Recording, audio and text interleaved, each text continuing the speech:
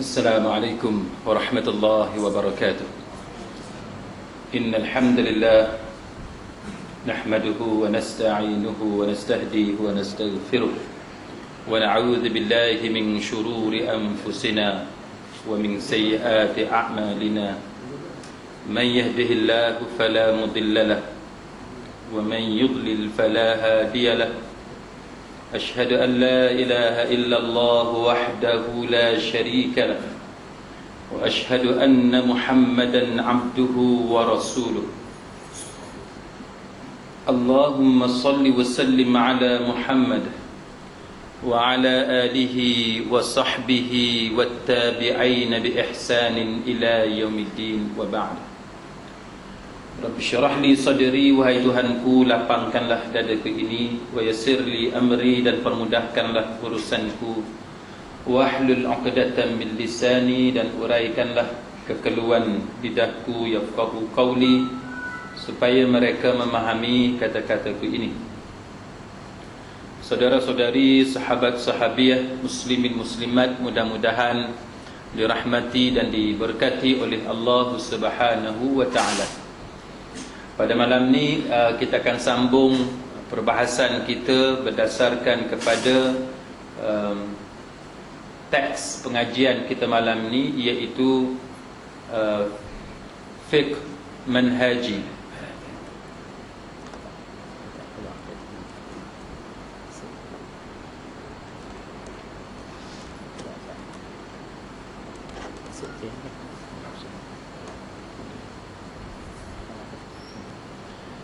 Fiqh manhaji, sebagaimana yang saya sebut kepada tuan-tuan sekalian dalam kuliah kita yang lalu, perbincangan dalam teks itu, dalam fiqh manhaji yang disusun oleh Syekh Mustafa Bugha itu terlalu ringkas. Jadi saya cuba untuk kumpulkan beberapa maklumat untuk kita kongsi bersama bagi memahami tajuk yang berkaitan dengan air musta'mal, sebagaimana yang disebut dalam fiqh manhaji yang disusun oleh Syekh Mustafa Bugha dan sebagainya, yang berdasarkan kepada mazhab Imam Asy-Syafi'i rahimahullahu ta'ala. Jadi perbincangan kita pada malam ni, tuan-tuan sekalian, selain daripada kita akan membincangkan tentang bagaimana Imam Syafi'i mengeluarkan pendapat beliau berkenaan dengan air musta'mal dan juga air dua qalah, selain daripada itu kita akan juga mengambil kira beberapa pandangan ulama' lain yang juga dalam mazhab Imam Syafi'i rahimahullahu ta'ala. Termasuk kita akan meninjau pendapat Al-Imam Al-Ghazali rahimahullahu ta'ala, yang merupakan penyusun kitab yang terkenal, iaitu Ihya Ulumuddin, yang mana dari segi fiqhnya Imam Al-Ghazali rahimahullahu ta'ala adalah daripada mazhab Syafi'i, tetapi Imam Ghazali berbeza pendapat dengan Imam Syafi'i dalam soal apa yang dipanggil sebagai air musta'mal. Begitu juga dengan pandangan Imam Bukhari. Kalau tuan-tuan nanti kita akan tengok dalam Sahih Bukhari, Imam Bukhari dia ada meletakkan tajuk tertentu dan kemudian diulas oleh Imam Ibn Hajar Al-Asqalani dalam Fathul Bari, dan kita dapati bagaimana dalam Sahih Bukhari itu juga, dan dengan tajuk yang diletakkan itu menunjukkan bagaimana Imam Bukhari berbeza pendapat dengan Imam Syafi'i. Walaupun Imam Bukhari dari segi fiqhnya mempunyai dikira sebagai ulama dalam mazhab Syafi'i. Imam Bukhari dikira sebagai ulama dalam mazhab Syafi'i. Sama juga dengan Imam Ibn Hajar Al-Asqalani, juga dianggap sebagai ulama dalam mazhab Syafi'i, tetapi mereka ada beberapa perkara yang mereka berbeza pendapat dengan pengasas mazhab Syafi'i, iaitu Imam Syafi'i rahimahullahu ta'ala. Contohnya pada malam ni, jikalau tuan-tuan boleh tengok, saya cuba besarkan. Kalau tuan-tuan boleh tengok ini adalah dalam Sahih Bukhari, Kitabul Wudu, dalam kitab wudu, dalam kitab air semayam, bab air semayam, tajuk besarnya bab wudu. Dia kata bab istima'ul fadl wudu'in nas, iaitu bab pada membicarakan menggunakan air lebihan wuduk manusia yang lain. Jadi kita dapati bagaimana Imam Bukhari, pendekatan yang digunakan oleh Imam Bukhari ialah dengan membolehkan kita mengguna kembali air wuduk orang lain. Jadi itu menunjukkan dari segi fiqhnya Imam Bukhari faham daripada hadis-hadis yang kita akan baca sebentar nanti, bahawa air musta'mal itu sifatnya suci lagi menyucikan. Jadi ini menunjukkan kepada kita bahawa dalam mazhab Imam Syafi'i, ulama-ulama Syafi'i tidak sependapat berkenaan dengan status ataupun kedudukan air musta'mal. Begitu juga nanti kita akan bicarakan berkenaan dengan qaul qadim Imam Syafi'i dan qaul jadid Imam Syafi'i, yang mana Imam Syafi'i pada peringkat awal semasa beliau di Iraq, dalam qaul qadim beliau berpendapat bahawa air musta'mal itu suci lagi menyucikan. Kemudian apabila Imam Syafi'i berpindah sehingga sampai ke Mesir, dalam qaul jadidnya, pendapat barunya, Imam Syafi'i berpendapat bahawa air musta'mal itu dia suci tetapi tidak menyucikan, dan dia ada fiqh dia sendiri bagaimana untuk memahami nas-nas yang berkaitan dengan ataupun hadis-hadis yang berkaitan dengan anjuran daripada Nabi dan juga anjuran daripada sahabat-sahabat Nabi, ataupun bagaimana dibolehkan untuk menggunakan air lebihan daripada wuduk. Tapi untuk memudahkan kepahaman kita, apa yang saya boleh nyatakan di sini ialah dalam qaul jadid Imam Syafi'i berpendapat bahawa hadis-hadis yang menunjukkan ataupun nas-nas yang menunjukkan bagaimana Nabi dan para sahabat menggunakan air lebihan wuduk itu adalah merujuk kepada wuduk yang bukan fardu. Wuduk yang bukan fardu, dia merujuk kepada wuduk yang sunat.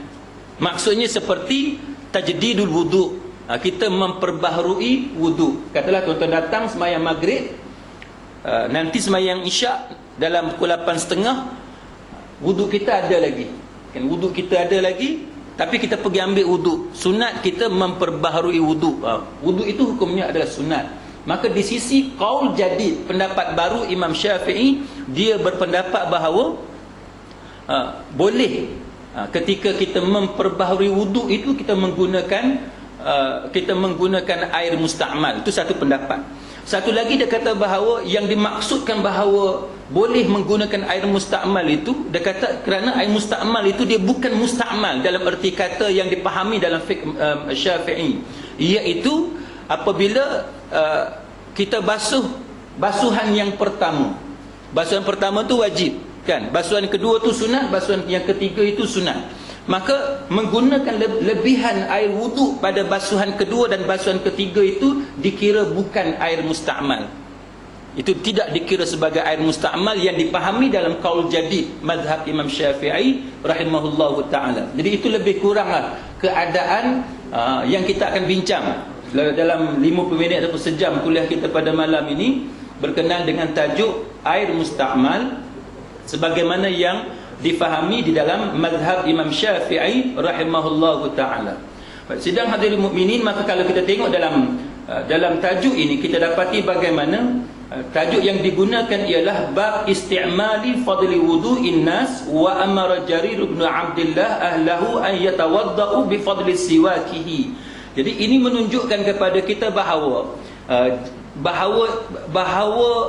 Jarir bin Abdullah, dia juga memerintahkan supaya ahli keluarga dia menggunakan air lebihan daripada berus gigi dia, kayu siwak dia yang direndam dalam bekas air.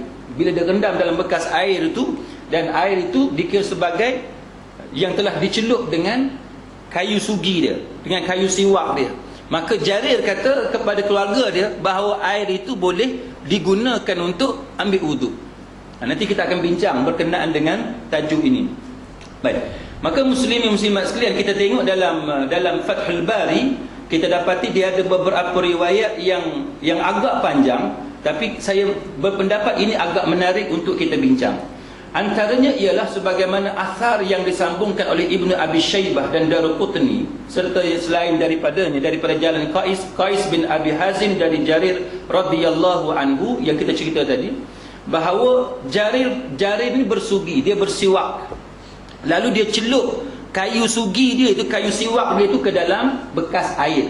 Dia masukkan kayu sugi dia dalam bekas air, dan dia kata kepada keluarga dia, berwuduklah kamu daripada sisa air tersebut. Dia kata tidak mengapa, dia kata boleh menggunakan air tersebut. Baik, maka dalam Fathul Bari, Imam Ibn Hajar Al-Asqalani kata riwayat ini yang dimaksudkan oleh Imam Bukhari bahawa boleh kita menggunakan air yang kita faham sebagai air musta'mal, mana air yang telah digunakan. Ibnu Attin dan sebagainya menganggap bahawa yang dimaksudkan dengan sisa air siwak itu adalah air yang digunakan batang kayu siwak dan selainnya. Dan dia kata bahawa mungkin benda ni dibenarkan sebab dia tidak merubah sifat air tersebut. Cuma dia kata apa yang dimaksudkan oleh Imam Bukhari ialah perbuatan itu tidak merubah sifat air. Bila kita kata tidak merubah sifat air, tuan-tuan sekalian, maksudnya tiga benda tu, iaitu tidak mengubah rasa air, tidak mengubah warna air, dan tidak mengubah bau air tersebut.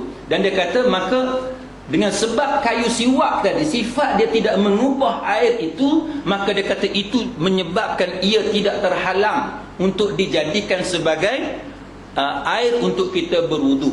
Maka cerita daripada Jarir bin Abdullah ni, tuan-tuan sekalian, tentang kayu sugi dimasukkan dalam bekas air dan diulas oleh Imam Ibn Hajar Al-Asqalani, dia tidak begitu signifikan sebenarnya, sebab dia tidak merujuk direct kepada air musta'mal yang terhasil daripada wuduk sebagaimana yang kita nak bincang pada malam ni dari segi mazhab Imam Syafi'i rahimahullahu ta'ala. Baik, kemudian kita tengok dalam perkara yang lain, kita dapati bahawa disebut bahawa Imam Bukhari apa yang dia inginkan dalam tajuk ni ialah dia nak bagi tahu tentang sucinya air musta'mal.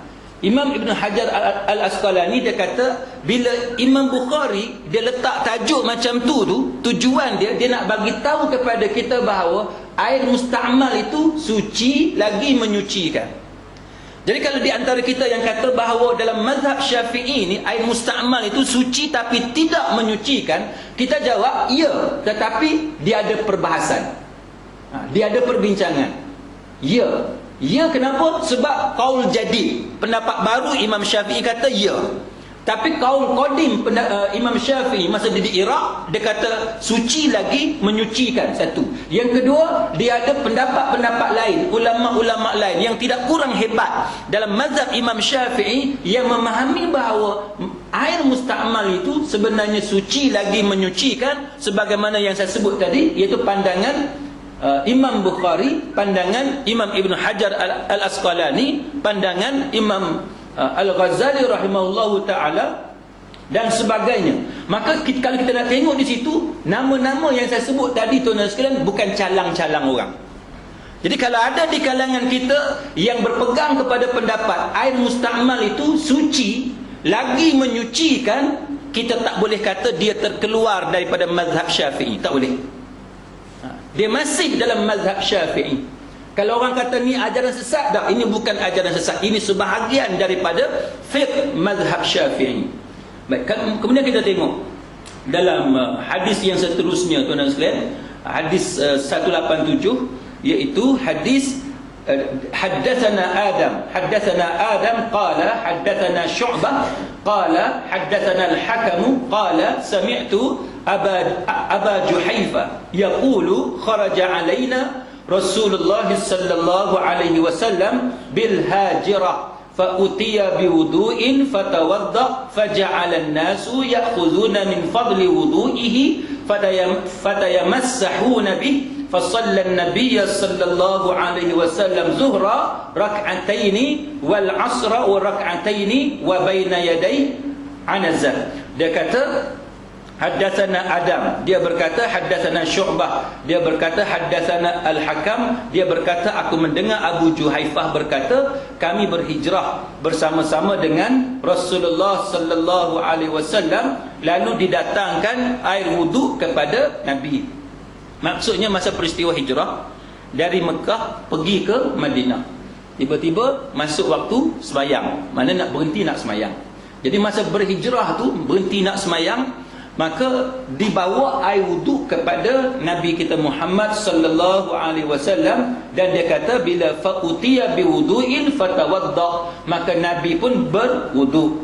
Lalu bila Nabi berwuduk ni, dia kata faja'alan nasu, an-nas tu merujuk kepada sahabat-sahabat Nabi yang berhijrah dengan Nabi pada masa tu. Dia kata faja'alan nasu ya'khuzuna min fadli wudu'ihi. Jadi dia kata para sahabat Nabi ni, dia kata ambil baki ataupun bekas air wuduk Nabi tadi, dia ambil, dia usap-usap dekat tubuh mereka. Maksudnya dia ambil tu, dia kata fayatamassahu Nabi tu, dia sapu dekat badan tu, maknanya dia ambil air tu, dia berwuduk dengan air tu. Itu maksud dia. Dia ambil air tersebut. Lalu Nabi sallallahu alaihi wasallam dia kata fasallan nabi sallallahu alaihi wasallam zuhra rak'ataini wal 'asra rak'ataini. Maknanya dia nak bagi tahu lepas Nabi ambil wuduk, para sahabat ambil air wuduk baki baki air wuduk Nabi tadi, sapu dekat anggota wuduk mereka, makna mereka berwuduk. Lepas tu Nabi pun jadi imam menunaikan solat zuhur dengan asar secara jamak qasar. Sebab dia kata zuhra tu rak'atain, sembahyang zuhur 2 rakaat, wal asr rak'atain, dan juga sembahyang asar 2 rakaat. Ini menunjukkan kepada kita bahawa semasa peristiwa hijrah Nabi sembahyang zuhur 2 rakaat, asar 2 rakaat. Baik. Maka dia kata, dan dia kata wa baina yadayhi anazah, depan Nabi itu terpacak tombak sebagai apa dia? Sutra, sebagai penghadang kan. Bila kita semayang, para ulama berbeza pendapat. Bila kita semayang, sutra tu kita nak letak penghadang tu, dinding ke apa istilah lah, penghadang kat depan tu, hukum dia apa? Kan, hukum dia apa? Jumhur kata hukum dia sunat. Sebab apa sunat? Kerana ada ketikanya Nabi semayang tanpa ada penghadang kat depan. Hukum dia sunat. Tapi kalau kita nak pahala, kita letak penghadang kat depan. Contoh dalam hadis ni, tuan-tuan sekalian, letak tombak. Kan, letak tombak. Apa-apa yang kita ada, yang kita rasa sesuai untuk kita letak berdasarkan kepada sunnah Nabi sallallahu alaihi wasallam. Jadi hadis ni, tuan-tuan sekalian, bila kita tengok hadis ni hadis Bukhari. Bila kita tengok hadis ni, kita akan dapati hadis ni bertentangan dengan qaul Imam Syafi'i yang mengatakan bahawa sisa wuduk ni kita boleh guna, dia tak jadi air mustakmal kalau wuduk tu wuduk, kalau wuduk tu wuduk sunat. Kan? Dia cerita di sini kita dapati bahawa Nabi ambil air semayang, dan tidak ada keterangan dalam hadis ni yang mengatakan bahawa Nabi ambil wuduk ni wuduk sunat. Jadi hadis ni menunjukkan kepada kita bahawa pendapat Imam Bukhari, pendapat Imam Ibn Hajar Al-Asqalani, dan pendapat Imam Al-Ghazali rahimahullahu ta'ala lebih kuat daripada qaul jadid yang diutarakan sebelum ini. Maknanya pendapat pendapat Bukhari, pendapat Ibn Hajar, pendapat Al-Ghazali, dan pendapat lama Imam Syafi'i itu lebih kuat. Itu yang kita yang saya baca lebih seberengkas dalam satu kuliah berkenaan dengan apa beza antara qaul qadim dengan qaul jadid mazhab Syafi'i. Apa dia yang dikatakan pendapat lama dan pendapat baru Imam Syafi'i. Dan ada ketikanya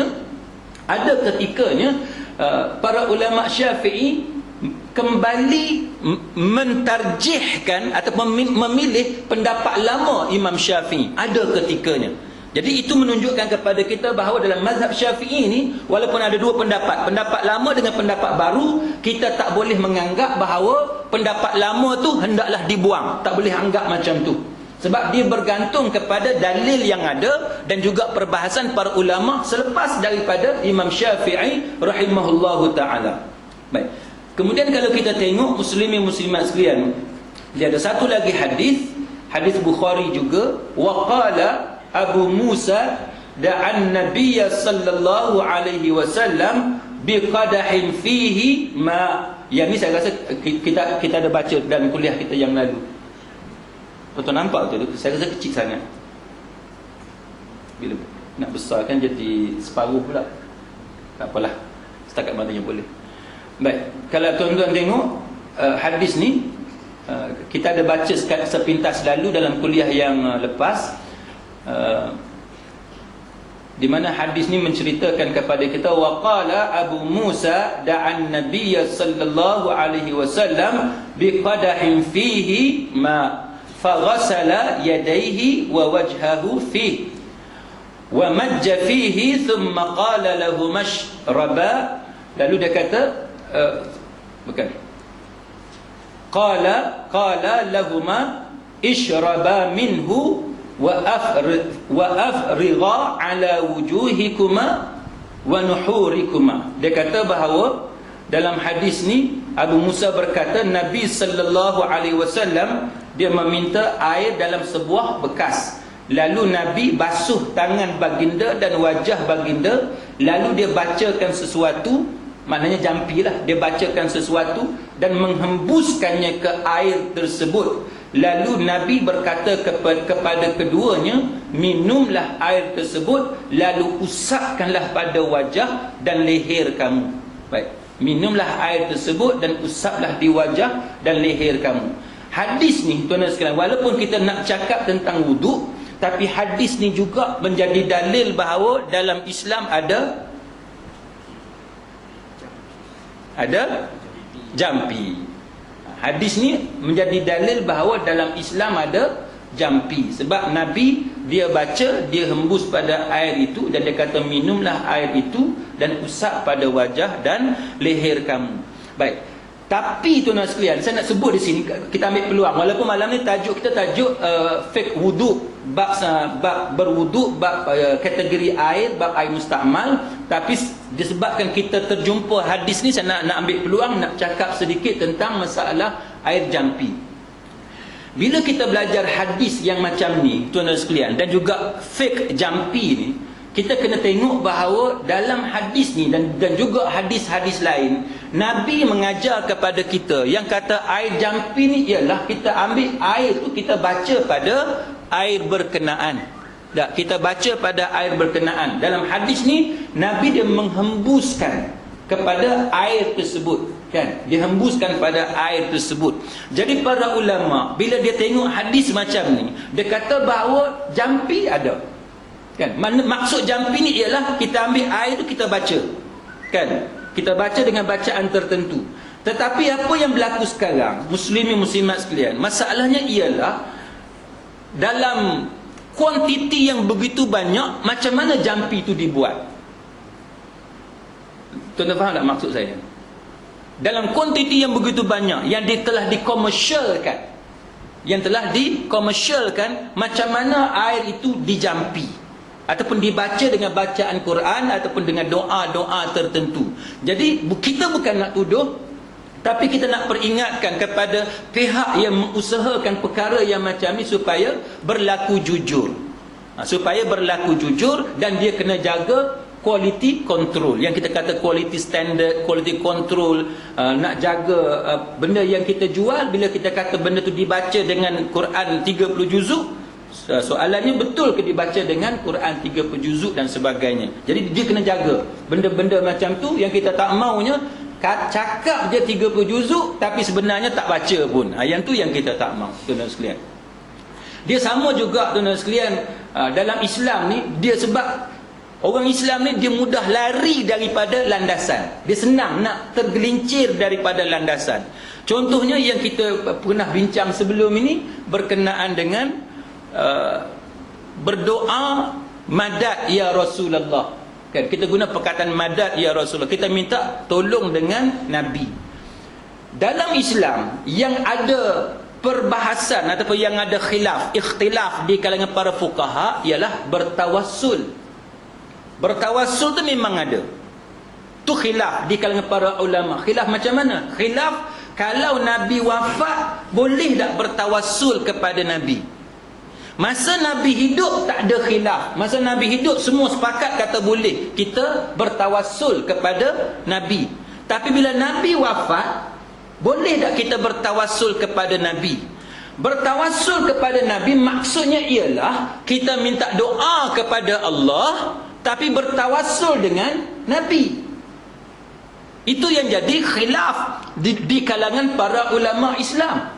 Tapi yang duk jadi hari ini tuan-tuan, dia bukannya minta doa kepada Allah bertawassul dengan Nabi, tapi yang duk jadi hari ini minta doa direct kepada Nabi yang dah mati.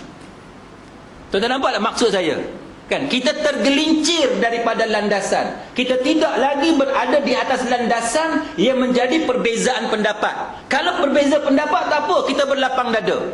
Kan, kita berlapang dada. Kalau berbeza pendapat tak apa, kita berlapang dada. Mazhab A kata lagu ni, mazhab B kata lagu ni. Tok guru A kata lagu ni, tok guru B kata lagu ni. Tak apa, kita berlapang dada. Tapi masalah sekarang ni, kita dah tergelincir daripada landasan yang kita kata tadi, tawassul itu benda yang berbeza pendapat. Ini bukan lagi tawassul, ini berdoa kepada Nabi secara direct. Itu masalah dia. Sama juga sekarang tuan-tuan, kenduri. Nah, ni kan musim kenduri kahwin. Ada berapa minggu lagi? 3 minggu lagi. Lebih kurang kan? Ada 3 minggu lagi. Saya dah bersembang dengan kawan-kawan, tuan-tuan sekalian. Orang Islam ni, dia suka, yang kita sebut tadi lah, dia suka lari daripada track. Dia suka lari daripada track. Bersanding ni daripada dulu kita duduk lawan tuan-tuan. Daripada dulu kita duduk lawan. Sekarang ni dia datang balik musim tu. Dia datang balik. Dan dia tambah lagi teruk tuan-tuan, bertunang tu bersanding juga. Ni masalah dia. Dulu, zaman dulu, saya ingat masa saya kecil-kecil dulu tuan-tuan, merisik, meminang, bertunang, tak ada bersanding ni, tak ada bersanding. Hak lelaki tak masuk pun dalam rumah perempuan, betul tak? Kau kata kudu masuk dalam rumah. Tak kan? Tak masuk dalam rumah. Memang tak masuk. Bila keluarga perempuan tahu yang lelaki tu datang, semua buat dono, buat tak tahu lah. Dulu. Kemudian bila zaman makin moden ni, bila dia tahu si lelaki tu datang, dia tak apalah, nanti bila time makan nasi kita jemput dia naik. Betul tak? Zaman tu dia berubah. Daripada jemput dia naik tu, sekarang ni duduk bersanding pula tuan-tuan. Tak kahwin lagi, bertunang baru bersanding dah. Siap dengan kerusi dua apa semua. Ni masalah orang kita. Tu tak apa lagi tuan-tuan. Yang saya nak ceritanya ialah, dalam masyarakat kita hari ni, kita duduk bersanding. Kan? Kita bersanding. Bertunang kita bersanding, kenduri kahwin pun kita bersanding. Yang kita duduk cerita tentang masalah itu daripada budaya Hindu, daripada dewa dengan dewi Hindu, yang tu kita dah cerita lama dah. Tapi yang saya nak bagi tahu malam ni dekat tuan-tuan sekalian, kita kena malu dengan orang putih. Kena malu dengan orang Inggeris. Saya masa saya kerja masa saya belajar dan sambil duduk kerja part time di England, tuan-tuan sekalian, ada kawan saya, Mak Saleh ni, adik dia kahwin. Adik dia kahwin. Kita pun rasa eager, rasa nak tahu sangat macam mana orang putih kenduri kahwin. Rupa-rupanya bila dia kahwin, dia ada dua pilihan. Sama ada berkahwin secara civil, kahwin akad nikah tu solemnize depan pendaftar perkahwinan secara civil, ataupun berkahwin di gereja. Okay. Berkahwin pendaftar civil ni tak ada apa, masuk pejabat, di akad nikah kenapa semua, isi borang dan sebagainya. Yang tu bukan ada apa pun. Dekat gereja pun bukan macam kita ni kan. Kita ni sampai tahap AJK masjid kena letak papan tanda. Nak akad nikah kena tu kat balai apa? Balai lintang. Dekat balai lintang tak boleh masuk dalam masjid. Pasal apa? Dah jadi kalut ribut dah tuan-tuan zaman kita sekarang ni. Sebab bila dibenarkan masuk dalam dewan semayang, dah jadi macam-macam.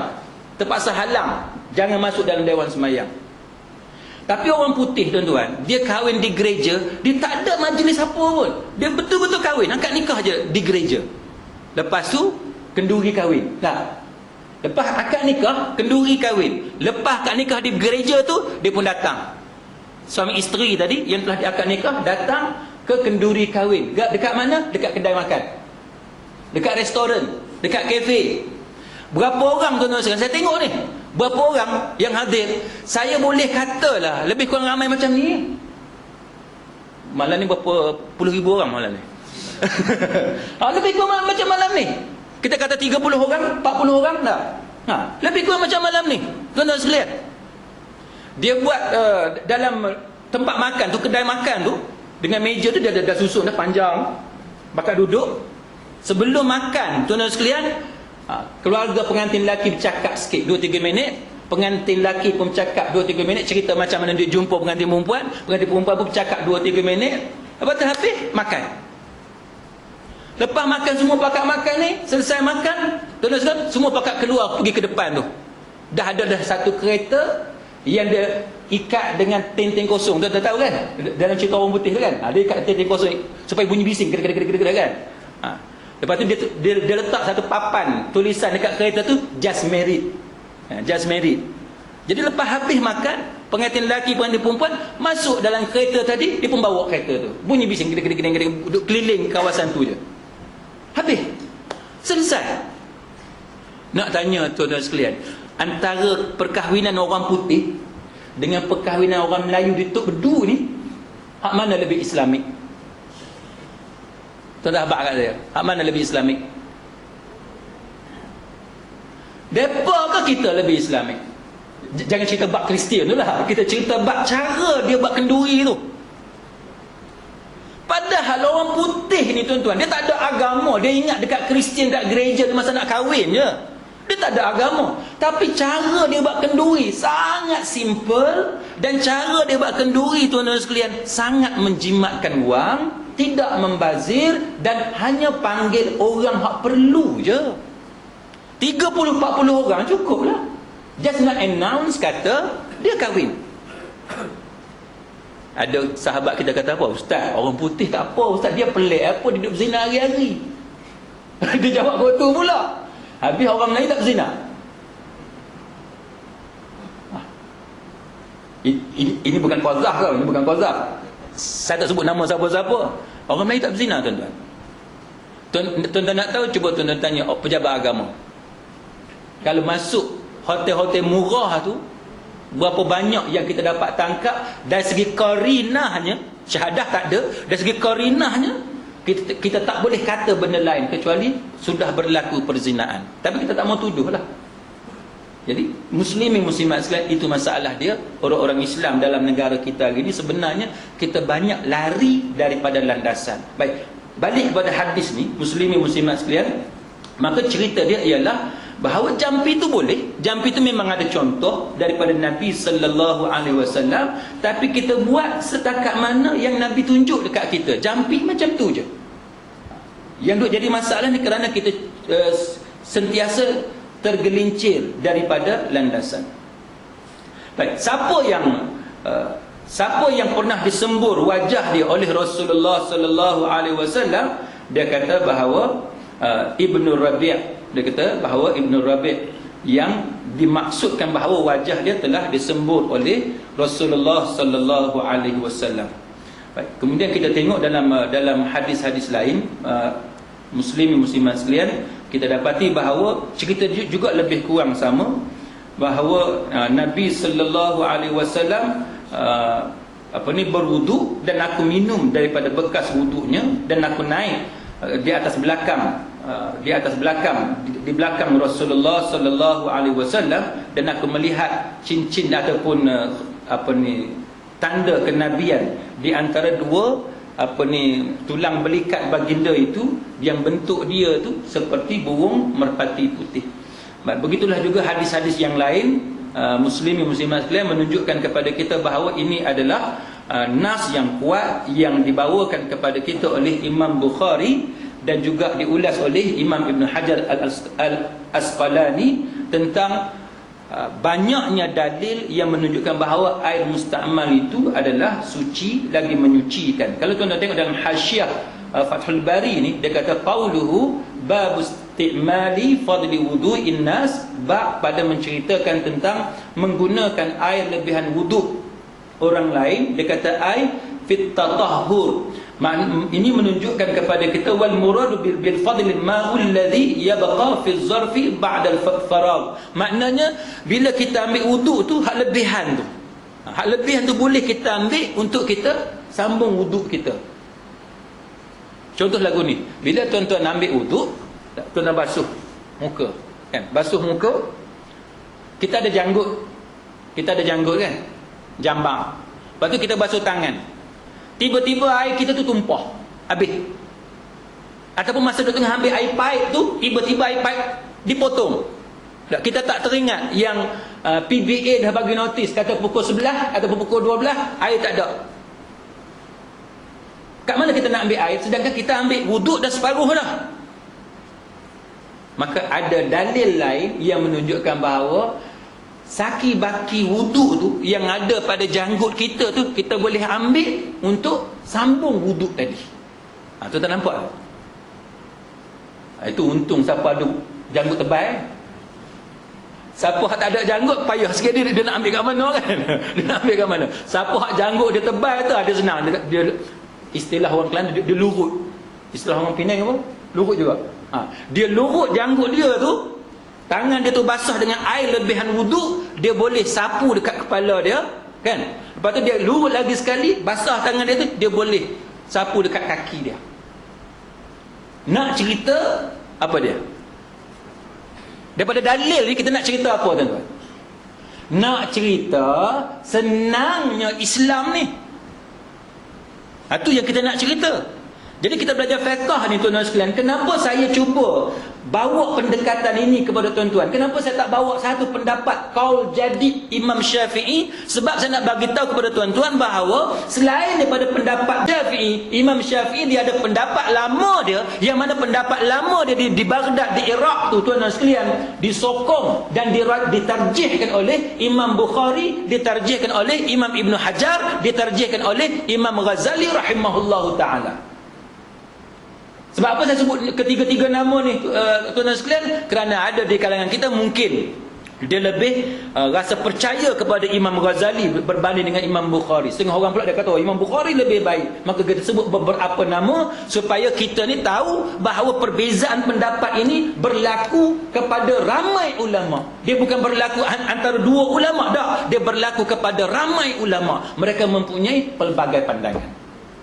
Baik, kita tengok contohnya. Saya duk cuba cari tadi, tuan-tuan sekalian, saya tengok agak menarik apabila kita tengok bagaimana Imam Al-Ghazali rahimahullahu ta'ala, dia mempunyai beberapa pandangan untuk mengatakan bahawa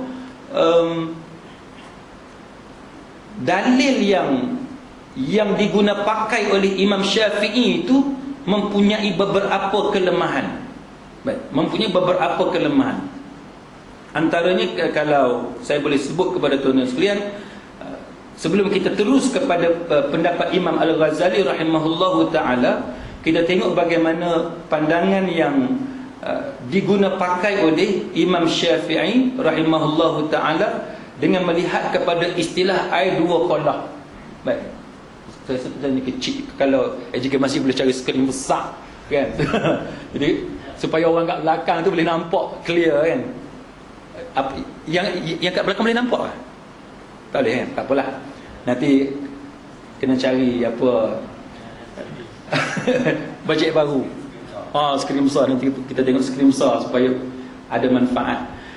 Tuan-tuan sekalian, dia satunya kita tengok masalah air dua kolah. Air dua kolah, qullataini. Dua kolah, kita Melayu sebut kolah, Arab pun sebut kolah juga. Qullataini, dia kata mustanna. Mustanna dua lah. Mustanna tu maksudnya dua. Dia kata ialah, dia kata al-qullah. Al-qullah, sedap juga sebut al-qullah ni. Kolah ni memang bahasa Arab. Jadi al-qullah. Al-qullah ni, tuan-tuan sekalian, yang kita sebut kolah ni, dia adalah satu alat untuk simpan air. Alat ni dia kata salah satu daripada alat yang biasa orang Arab pakai. Alat yang orang Arab pakai zaman Nabi. Dia ada macam-macam lah. Jadi satu kolah ni apa dia? Dua kolah ni apa dia? Cerita ringkasnya, tuan-tuan sekalian, dua kolah ni kalau kita nak kata, kita boleh kata dari segi liter, liter, 200 liter. 200 liter. Ada banyak pendapat. Nanti tuan-tuan boleh jumpa. Kalau tuan-tuan rajin cari, tuan-tuan akan jumpa. Ada pendapat kata 260 liter. Ada pendapat kata 270 liter pun ada. Ada pendapat kata 190 liter. Macam-macam pendapat. Tapi kita ambil pukul rata, kita ambil lebih kurang 200 liter. Kan? 200 liter ni, tuan-tuan boleh bayang tak? Banyak mana? Boleh bayang? Nak senang gini, satu tangki minyak kereta tu 50 liter. Betul? 50. Betul? 50 liter. Kebanyakan kereta kita ni 50 liter. 60 jarang. Kecuali tuan-tuan pakai kereta hak mahal lah. Ni kita bercakap kereta orang Tok Bedu. Kereta orang Tok Bedu 50 liter. Lebih kurang. Tak? 50 liter makna tangki kereta tuan-tuan tu kali 4. Kali 4. Itu 2 kolah. Nak tahu 2 kolah? Lebih kurang banyak tu. Baik. Maka dia kata apa tuan-tuan? Dia kata yang jadi masalahnya kerana dalam mazhab Syafi'i dia ada beberapa pendapat. Sebab apa? Sebab dia kata Imam Syafi'i ini terkenal dengan satu cara yang dia pakai, yang dia apply dalam mazhab dia, yang saya kerap kali sebut kepada tuan-tuan, yang kita panggil ihtiyat. Ihtiyati, precaution. Itu cara Imam Syafi'i. Itu yang kita cerita dulu tentang masalah kenapa mazhab Syafi'i dia berpegang bahawa babi ni najis mughallazah. Kan? Najis mughallazah. Sebab apa? Sebab ihtiyat. Sebab ihtiyat. Kenapa anjing dihukum sebagai najis mughallazah? Kan? Sedangkan Nabi hanya sebut jilatan anjing pada bekas makanan kamu, kan? Jilatan anjing pada bekas makanan kamu. Kenapa tiba-tiba Imam Syafi'i kata badan anjing tu sendiri dihukum sebagai najis? Sebab ihtiyat. Jadi bila kita bercakap tentang mazhab Syafi'i, tuan-tuan kena ada dalam kepala, mazhab Syafi'i ini dia diasaskan, dia ditegakkan di atas asas ihtiyat. Ihtiyat maknanya hati-hati. Bahasa mudah Melayu kita, hati-hati, precaution. Maka dia kata dalam perbincangan ini berkenaan dengan 2 kolah, maka didapati bahawa satu pendapat kata 190 liter. Itu pendapat Syekh Mustafa Bora yang penyusun kitab kita malam ni. Syekh Mustafa Bora dia berpendapat 2 kolah tu ialah 190 liter. Sedangkan Dr. Wahbah Az-Zuhaili dalam kitab dia Fiqh Islami wa Adillatu, dia berpendapat 2 kolah tu 270 liter. Jauh beza. Lebih kurang 80 liter beza dia. Tuan-tuan sekalian, tak apalah. Itu sekadar untuk pengetahuan umum kepada tuan-tuan sekalian. Baik. Antara pendapat-pendapat yang dipakai oleh Imam Syafi'i dan jumhur ulama Syafi'i ialah hadis Al-Baihaqi dalam Sunan Al-Baihaqi, idza kana al-ma'u qullataini lam yahmil khabasa.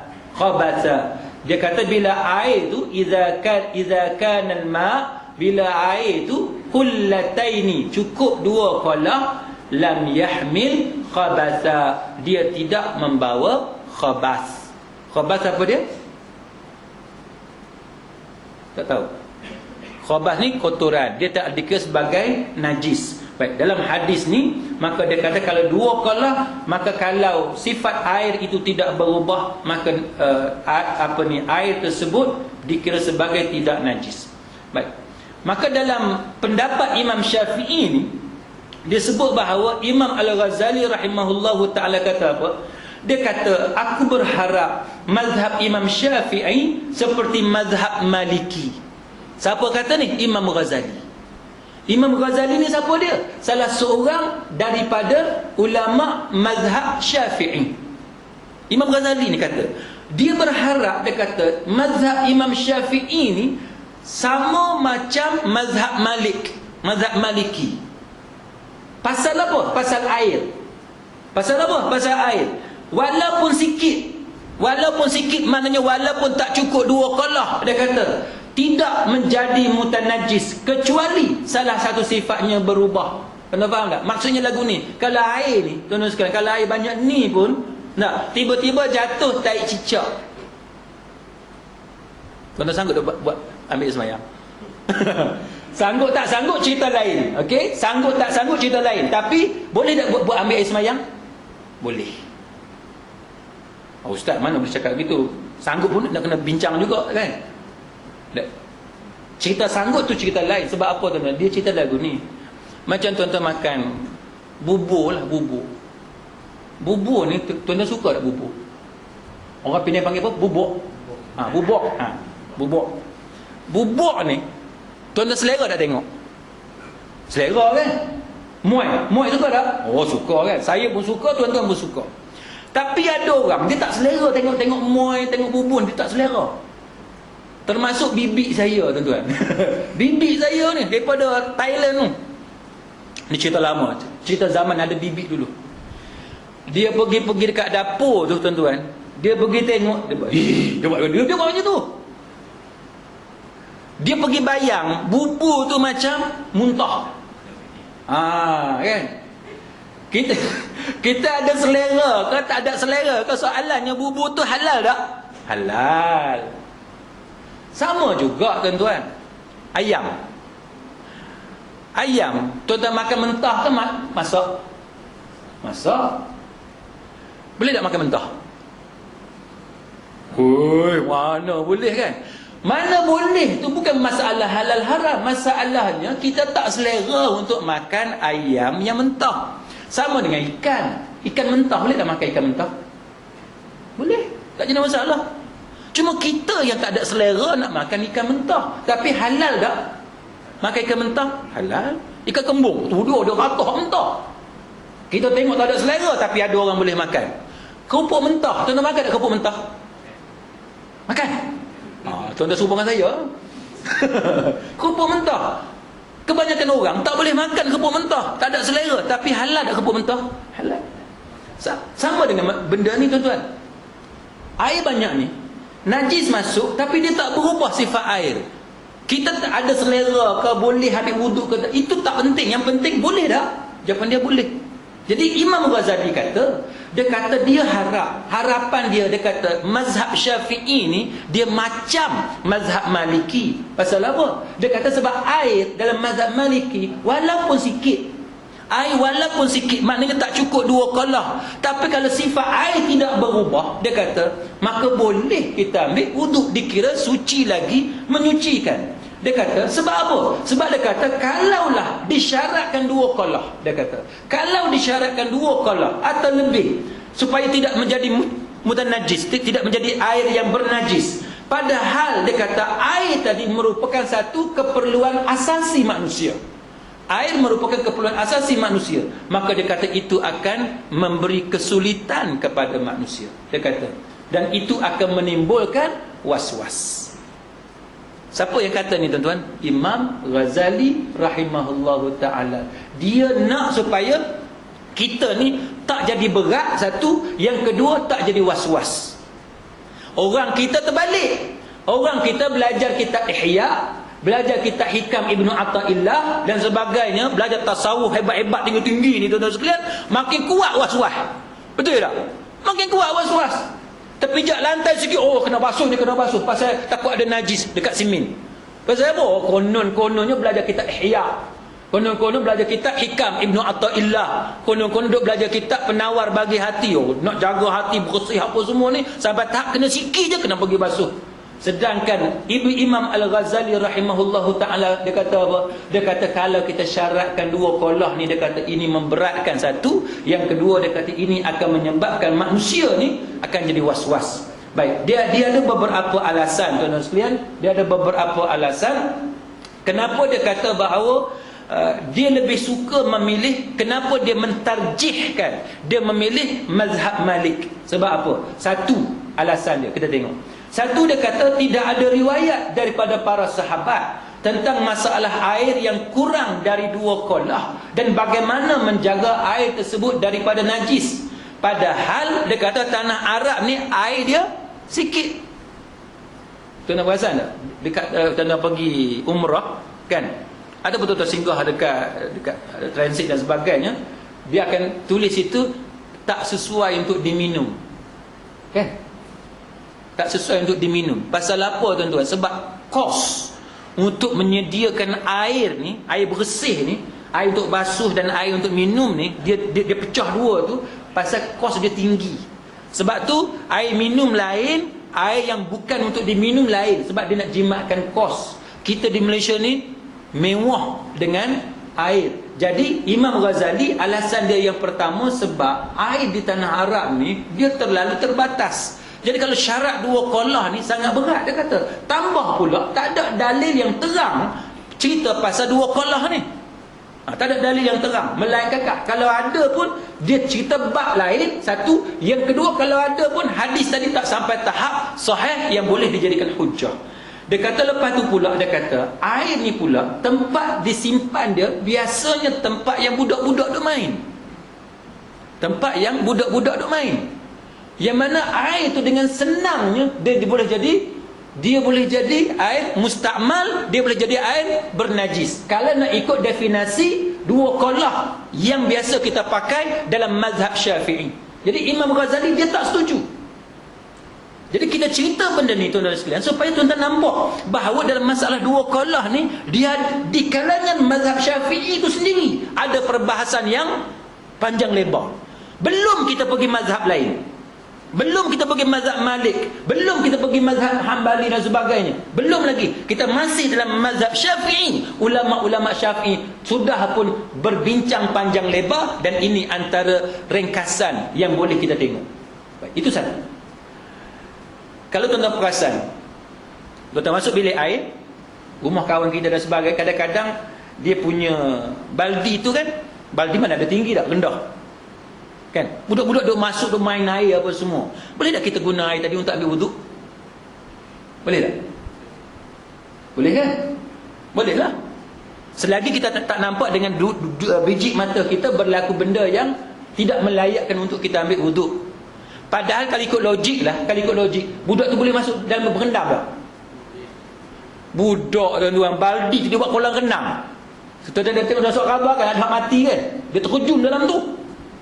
Budak tak kata kat orang lain, anak saya pun kan, balik rumah nenek dia, ni esok nak balik Temeloh. Yang special Temeloh ni tuan-tuan, ada kolam renang Olimpik. Apa dia? Kolah. Ada kolah tu nenek mereka ni dah siap dah. Bila kami nak balik, dia penuhkan air bersih je air, dia penuhkan kolah tu supaya senang anak cucu nak guna. Apa tuan-tuan, cucu sahabat dia terjun belakang. Kalau ada 3 orang terjun dalam tu dengan sabun, dengan shampoo, semua habis. Sebab tu saya kalau beli shampoo, saya tak beli shampoo mahal, saya beli shampoo paling murah ada. Sebab kita tahu shampoo besar tu dia boleh habis hari tu juga. Nah, betul tak? Tapi dalam Islam dia mudah. Tuan-tuan masuk dalam bilik air, walaupun dalam kepala kita, anak aku dah berendam kot dalam air ni kan, tapi mata tak nampak apa-apa kesan. Tuan-tuan faham kan? Mata kita tak nampak apa-apa kesan. Boleh tak ambil untuk wuduk? Boleh. Itu adalah contoh kemudahan yang Islam bagi kepada umat dia. Kecuali tuan-tuan nampak air tu dah penuh dengan sabun, dengan pekat lah dalam tu, itu cerita lain. Itu menunjukkan kepada kita kemudahan. Yang kedua, tuan-tuan, alasan yang kedua, dia kata apa? Kerana dia kata Umar radhiyallahu anhu pernah berwuduk menggunakan bekas yang menjadi milik satu perempuan Kristian. Milik Kristian, orang Kristian. Padahal kalau kita ikut logik, orang kafir ni bekas macam tu, bekas air macam tu, dia boleh guna macam-macam. Betul tak? Tuan-tuan tengok orang bukan Islam. Orang Islam pun ada perangai macam ni, tapi biasanya orang bukan Islam. Kalau tuan-tuan duduk di negara luar, biasa dia orang kencing tepi dinding. Kan?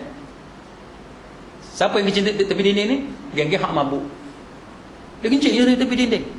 Mana orang yang macam tu, dia minum dan sebagainya, kemungkinan besar untuk dia kencing dalam tu ke, dia guna sampai air bernajis dan sebagainya, itu ada kemungkinan. Tetapi yang menjadi persoalannya ialah Islam dia tak hukum macam tu. Dia hukum kalau mata nampak berubah, baru dikira berubah hukum air tadi. Tapi kalau mata nampak tak berubah, walaupun dia milik seorang Kristian sekalipun, kita boleh guna air yang dimiliki oleh mereka.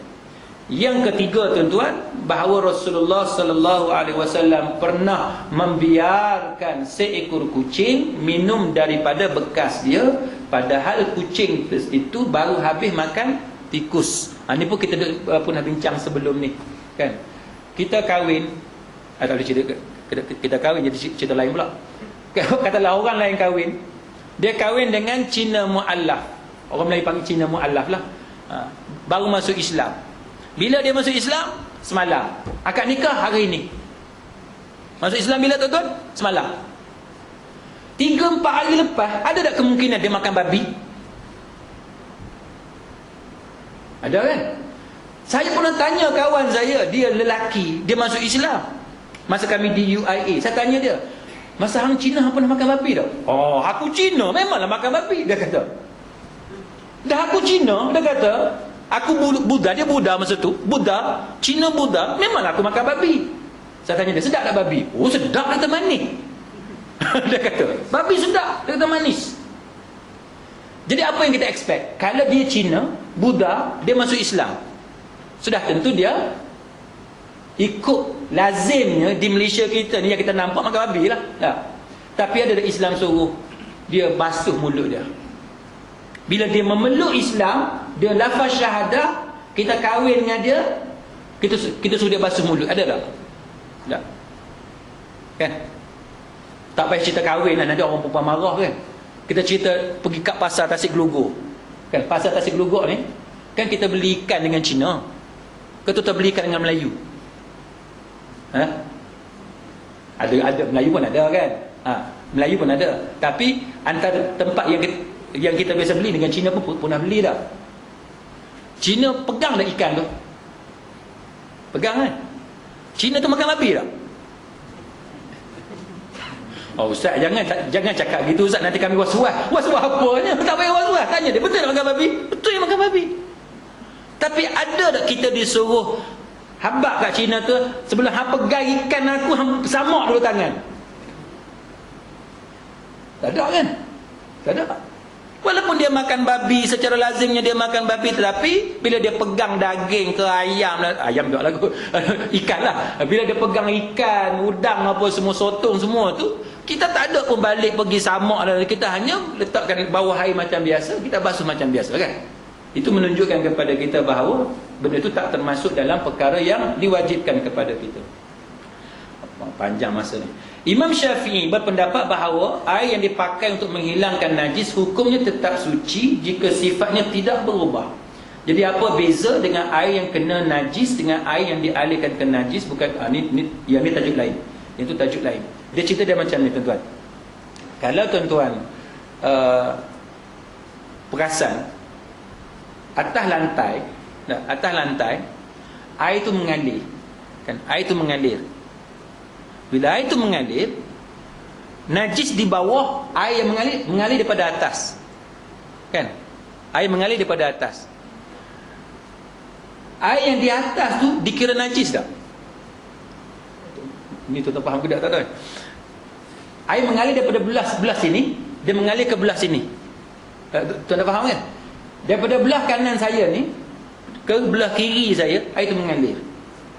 Najis di mana? Najis tengah-tengah. Yang belah sini najis tak? Najis je. Betul tak? Pasal apa najis? Sebab air tadi dah kena kepada najis dan dia pergi ke situ. Air yang belah kanan ni, yang punca dia tadi najis tak? Tak. Pasal apa? Sebab dia belum kena kan? Dia belum kena. Tu satu. Tuan nak faham kan? Yang tu satu. Yang kedua, yang dia nak cerita kat kita ialah, katalah kena sekalipun najis tadi, kalau air tadi dia tak berubah sifat dia, dia najis tak? Itu point dia. Manakala dia kena najis dan sifat air itu tak berubah, dia kata air itu bukan air najis. Bagi siapa yang tak faham, saya bagi satu contoh. Macam air 2 kolah. Kan air 2 kolah masuk tai cicak. Kita sebut tai cicak senang pasal dia ringan sikit. Kalau nak cerita tai orang teruk sangat. Tak. Kita cerita hak benda biasa, tai cicak kan. Tuan-tuan tengok di kolah-kolah masjid biasa tai cicak lah. Tai cicak. Banyaklah, ada 4-5 biji duduk jatuh. Air tu 2 kolah. Kalau ikut hukum akal, Bila najis dah jatuh, dia najis lah. Tapi dalam mazhab Syafi'i, kalau dua qalah tak berubah sifat air tadi, dia kira tidak najis. Maka hujah untuk mematahkan pendapat Imam Syafi'i tadi ialah, kenapa kita kata dua qalah? Kalau kurang dua qalah tapi sifat pun tak berubah, kenapa kita nak kata dia najis? Kita faham tak? Faham kan? Maka sebab tu dia kata, kalau air tu mengalir atas lantai, atas tanah dan sebagainya, melalui najis, tapi air tadi tak berubah sifat dia, kenapa kita nak kata dia najis? Itu yang dia nak cakap tu. Okey, boleh? Okey. Kita ringkaskan perbincangan ni. Yang kelima, tuan-tuan sekalian, dia kata ulama Syafi'i sepakat kalau air tu mengalir, walaupun sikit, hukum dia tetap suci walaupun terkena najis, dengan syarat sifat dia tak berubah. Jadi soalan sekarang ni, apa beza dengan air yang tidak bergerak? Dengan air yang tidak bergerak. Sebab apa? Sebabnya qaul qadim, yang ni saya cerita di tempat lain. Qaul qadim mazhab Syafi'i, dia kata kalau air bergerak, tak cukup dua qalah ni, tak cukup dua qalah. Air bergerak, tak cukup dua qalah, dia jadi dia jadi apa? Tidak najis, ataupun dia tak jadi mustakmal, sebab tak berubah sifat dan air itu bergerak. Tapi dalam qaul jadid Imam Syafi'i, dia kata walaupun air itu bergerak, tapi kalau tak cukup dua qalah, dia tetap dikira sebagai bernajis ataupun dikira mustakmal, yang suci tapi tidak menyucikan. Tengok dia kes macam mana. Air yang tak cukup dua qalah tapi dia mengalir, macam tuan-tuan pergi dekat pasar malam yang ada tong tu kan, ada tong, dia sembur ayat tu naik ke atas, dia pusing lagu tu. Nampak tak? Dekat pasar malam kan, dia jual air tebu, air oren, apa semua tu kan, air tu mengalir tak? Mengalir kan? Dia pusing macam tu, dia mengalir. Jadi mazhab Syafi'i kata kalau air tu tak cukup dua qalah, tapi kalau dia mengalir dalam bekas dia tu, dia dikira sebagai tidak bernajis. Kalau najis masuk, tak dikira sebagai mustakmal. Kalau kita buat ambil air semayang, kalau sifat tu tak berubah, najis tak mengubah sifat air tadi. Tapi dalam qaul jadid Imam Syafi'i kata tak boleh dikira sebagai bernajis. Okey, boleh tak? Okay. Itu yang kelima. Jadi soalan sekarang, apa beza? Yang penting sifat air itu tak berubah. Faham Yang penting sifat air itu tak berubah. Itu antara alasan Imam Al-Ghazali rahimahullahu ta'ala. Yang keenam, dia kata tuan-tuan sekalian, mazhab Syafi'i berpendapat kalau air dua qalah, air kencing masuk dalam tu, masuk sikit, sifat dia tidak berubah, hukum dia tetap suci. Kemudian kalau air dua qalah tadi bagi dua pula, yang ni pelik ni kan, air dua qalah kita bagi dua pula, hukumnya pun masih tetap suci. Dan ini menimbulkan tanda tanya. Sebenarnya yang menjadi ukurannya ialah, adakah sifat air yang berubah dengan masuknya najis atau banyaknya air? Jadi jikalau ukuran dia, parameter dia, syarat dia itu adalah banyaknya air dua qalah yang masuk air kencing, kemudian bagi dua, mesti jadi najis. Sebab setelah bagi dua, dia jadi sikit. Tapi mazhab Syafi'i kata suci. Jadi ini dia kata berlaku pertentangan dalam fiqh. Tuan-tuan faham tak? Air dua qalah. Pendapat baru mazhab Syafi'i kata air dua qalah ni dikira banyak. Jadi kalau najis masuk, sifat air tak berubah, air tu najis tak? Tak. Mazhab Syafi'i pendapat baru kan, di Mesir ni, di Mesir. Air kencing masuk, najis masuk, air dua qalah, air tak berubah sifat, najis tak? Tidak najis.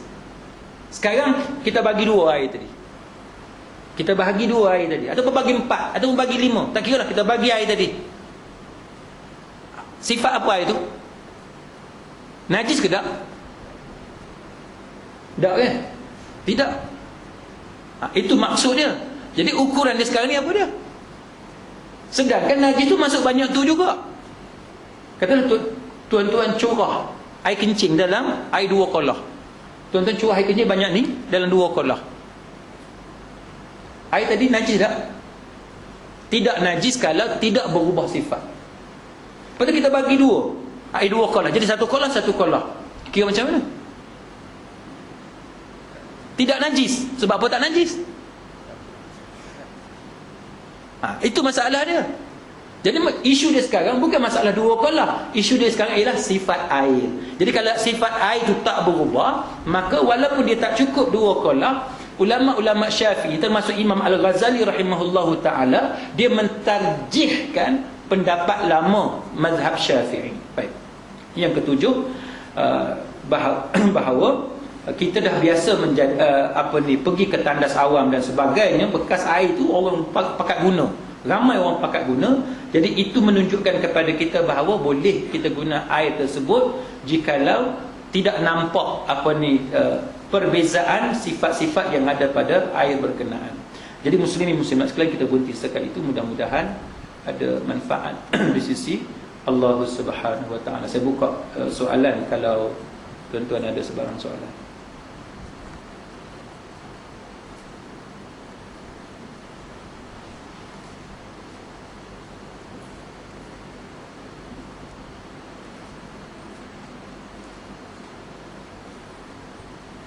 Tak ada? Tak ada. Baik. Sebagai kesimpulan, tuan-tuan sekalian, sebagai kesimpulan, dalam mazhab Syafi'i, air musta'mal itu adalah suci dan tidak menyucikan dalam qaul qadim, dalam pendapat qadim. Tapi dalam pendapat suci dan tidak menyucikan dalam pendapat baru. Manakala suci dan menyucikan dalam pendapat lama. Maknanya isu air musta'mal ini berlaku apabila Imam Syafi'i dia mengubah pendapat dia kemudian selepas daripada itu. Wallahu a'lam. Aku qauli hadza wa astaghfirullahal azim li wa lakum. Wassalamu alaikum warahmatullahi wabarakatuh.